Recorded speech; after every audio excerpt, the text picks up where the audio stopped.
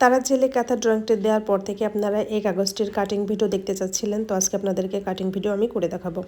এখানে একটি শক্ত টাইপের কাগজ নিয়েছি, আমি একটা ওষুধের খাম নিয়েছি। এখানে একটা পেন্সিলের সাহায্যে পয়েন্ট করে নিলাম। এই পয়েন্ট বরাবর 2কে একদম পয়েন্ট বরাবর রেখে 1 থেকে 3 পর্যন্ত একটা আড়াআড়ি দাগ কেটে নিয়েছি। এবার উপরের দাগ থেকে ডান দিকে 1 ইঞ্চি দূরে এবং নিচের দাগ থেকেও ঠিক 1 ইঞ্চি দূরে আমি একটি করে পয়েন্ট করে নিচ্ছি। একটু ফিতার সাহায্যে আপনাদেরকে দেখাচ্ছি, দেখানোর সুবিধার্থে, যে 1 থেকে 3 পর্যন্ত 2কে একদম মিডিলে রেখে একটা দাগ কেটে নিয়েছি। এবার উপরের দাগ থেকে 1 ইঞ্চি দূরে ডান দিকে আর নিচের দাগ থেকে বাম দিকে 1 ইঞ্চি দূরে দুইটি পয়েন্ট করে নিয়েছি। এবার আবারও 2কে একদম মিডিল বরাবর রেখে এই দাগ দুটি বরাবর 1 থেকে 3 পর্যন্ত আর একটা দাগ কেটে নিব। তো একটা গুণ চিহ্নের মতো কিন্তু এখানে তৈরি হয়ে গেছে। এবার এই দাগগুলোকে আমি জাস্ট মিলিয়ে দিব।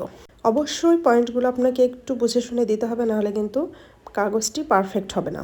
তো এবার আবার 2কে সেই মিডিল বরাবর রেখেই 1 থেকে 1 সুতো বাইরে এবং 3 থেকে 1 সুতো বাইরে আরও একটি দাগ কেটে নিলাম।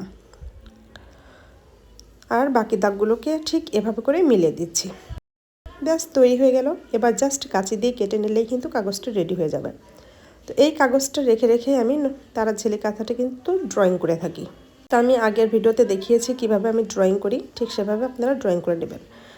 অনেকেই জিজ্ঞেস করেন যে বড় কাঁথাতে ড্রয়িং করার জন্য কিভাবে কাগজটি কাটতে হবে। বড় কাঁথা হোক কিংবা ছোট কাঁথা হোক, এই একটি কাগজ দিয়ে আপনারা ড্রয়িং করে নেবেন।